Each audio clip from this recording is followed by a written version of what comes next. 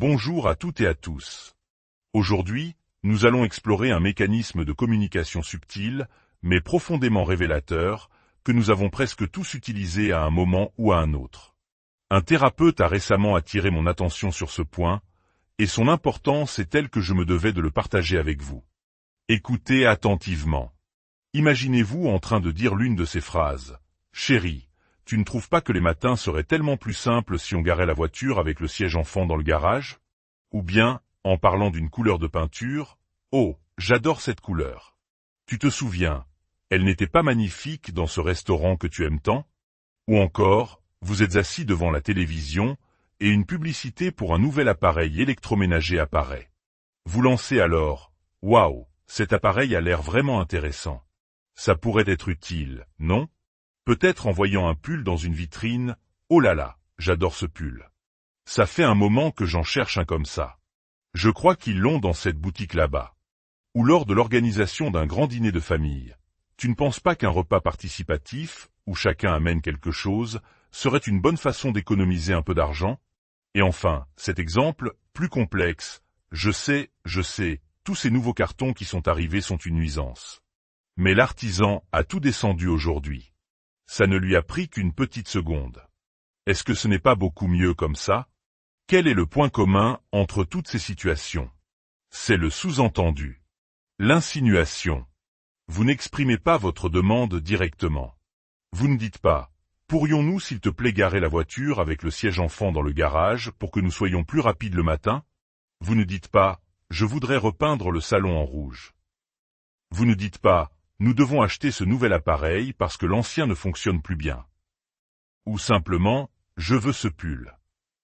Ou encore « Ce serait tellement plus simple de faire un repas participatif parce que je suis épuisé ».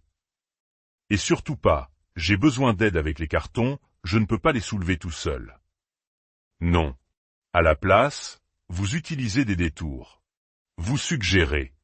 Vous poussez doucement l'autre personne à adopter votre idée comme si c'était la sienne, ou vous lui montrez un exemple pour prouver que c'est une bonne idée. Vous n'osez pas demander frontalement. Cette stratégie du sous-entendu, bien que complexe, est parfaitement logique dans certains contextes. Parfois, c'est la seule et unique voie possible pour qu'un besoin, un désir ou une préférence soit, ne serait-ce qu'entendu. Cependant, il y a un côté très sombre à cette pratique. Dans une relation avec une personnalité narcissique, celui ou celle qui utilise le sous-entendu est très souvent accusé d'être passif-agressif, manipulateur, ou d'utiliser la triangulation. Levez la main si cela vous est déjà arrivé, peut-être même en thérapie de couple. La véritable tragédie ici, c'est que les gens se tournent vers le sous-entendu comme un dernier recours pour communiquer un besoin fondamental qui exige un minimum de collaboration. C'est une tentative désespérée.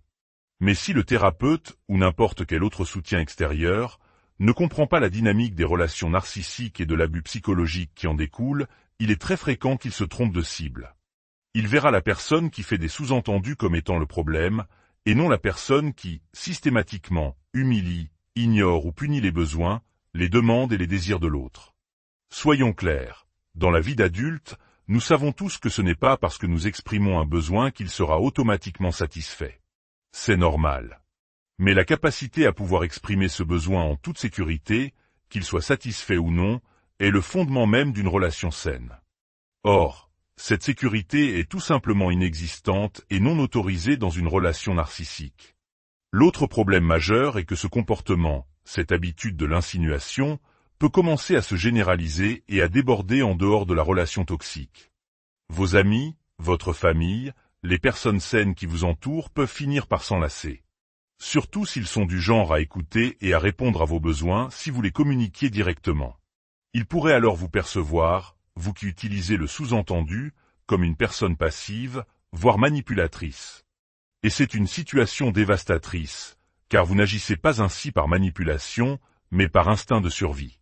Vous n'essayez pas de manipuler, vous êtes simplement désespéré à l'idée d'obtenir une nouvelle friteuse qui ne risque pas de mettre le feu à la maison, ou vous ne voulez tout simplement pas avoir à marcher avec vos enfants sous la pluie jusqu'à la voiture, garée au bout de la rue, parce que la personne narcissique a besoin de garder sa précieuse voiture au sec dans le garage, même si elle ne compte pas sortir de la journée. Cette technique peut même évoluer vers ce que l'on pourrait appeler la manœuvre insinuation et flatterie.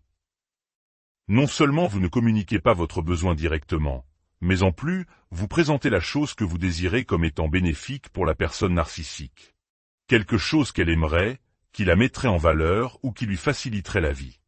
D'une certaine manière, c'est logique. Parce que, tristement, quand une personne narcissique sait que vous voulez ou avez besoin de quelque chose, elle fera parfois tout son possible pour s'assurer que vous ne l'obteniez pas, juste pour le plaisir de vous contrarier. Le piège, avec cette flatterie, c'est qu'elle demande une subtilité extrême. Car personne ne repère mieux un manipulateur qu'un autre manipulateur. Si votre flatterie est trop appuyée, trop évidente, la personne narcissique le verra immédiatement et se retournera contre vous.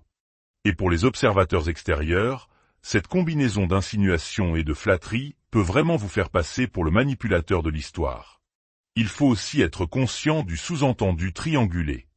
Par exemple, « Oh, regarde, l'artisan a déplacé les cartons. Ça lui a pris une seconde.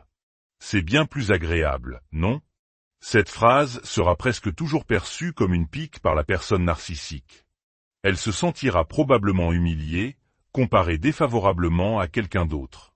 Et ce, même si c'est elle qui se plaignait du désordre des cartons, mais refusait de vous aider. La comparaison avec l'artisan la mettra en rage. Alors on peut se demander, mais que diable suis-je censé faire? La réponse n'est pas simple. La personne narcissique se comporte comme un enfant dans un conte de fées, un roi avec un majordome, qui s'attend à ce que les cartons disparaissent par magie, sans même qu'on lui explique comment. Ce comportement de l'insinuation est souvent un héritage. Quiconque a grandi avec un parent narcissique a appris cette technique dans l'enfance. C'était peut-être votre façon de communiquer vos besoins, ou la façon dont vous avez vu votre parent non narcissique obtenir ce qu'il voulait. Dans une famille narcissique, rien n'est demandé directement. C'est un système épuisant, démoralisant, qui vide l'âme de sa substance. Beaucoup de survivants de relations narcissiques ressentent une sorte de blessure morale. Ils se disent « Je suis aussi manipulateur pour obtenir ce que je veux. Nous sommes tous les deux aussi mauvais. Je ne sais pas communiquer. Pas étonnant que mes besoins ne soient jamais satisfaits. » Les étagères des librairies regorgent de livres sur les relations qui ne feront qu'aggraver ce sentiment de culpabilité, en vous disant que c'est vous qui ne communiquez pas, qu'une relation c'est du 50-50e. En réalité, une relation narcissique est l'équivalent d'un désert affectif. Un lieu désolé où trouver de quoi satisfaire ses besoins est aussi difficile que de trouver de l'eau. Pourtant, les personnes narcissiques, elles, trouvent toujours l'oasis et s'assurent que leurs propres besoins sont satisfaits, par la manipulation et tous les autres moyens à leur disposition. Alors, quelle est la solution? Pour les survivants qui ne peuvent pas, ou ne se sentent pas encore prêts à quitter ces relations, je dis souvent ceci. Je peux vous promettre qu'il n'y a pas de chemin facile pour demander ce dont vous avez besoin. Il n'y a pas de bonne façon de communiquer. Parfois, il faudra vous battre pour des choses importantes, comme une signature sur un document légal. D'autres fois, vous continuerez à vous épuiser à tout faire vous-même, car c'est plus simple que de provoquer une dispute. Dans ce cas, laissez tomber le sous-entendu, il ne sert à rien. Observez plutôt cette dynamique et laissez-la alimenter votre acceptation radicale de ce qu'est réellement cette relation. Et surtout, surprenez-vous avant d'utiliser ce même mécanisme avec d'autres personnes, des personnes avec qui vous pourriez, en fait, communiquer vos besoins clairement et directement sans que rien de mal n'arrive. Vous l'oubliez, et vous retombez dans le sous-entendu, par habitude, ou parce que vous avez passé une vie à entendre que vous étiez avide, égoïste et nécessiteux pour avoir simplement demandé ce que vous vouliez. Si vous prévoyez de quitter la relation narcissique, soyez également attentif à cette dynamique. Cela vous aidera, une fois sorti, à ne plus chercher systématiquement la porte dérobée pour faire entendre vos besoins.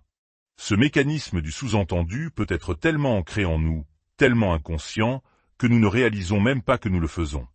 Mais il est crucial de le reconnaître. Non pas pour vous culpabiliser, mais pour comprendre. Comprendre que l'insinuation ne fait pas de vous un mauvais communicant. Elle est le symptôme du fait qu'il n'y a tout simplement aucune voie possible pour exprimer ses besoins et ses désirs dans une relation narcissique. Avec ou sans sous-entendu. Si cette réflexion vous a éclairé, n'hésitez pas à la partager. Parler de ces dynamiques est la première étape pour s'en libérer et aider les autres à faire de même.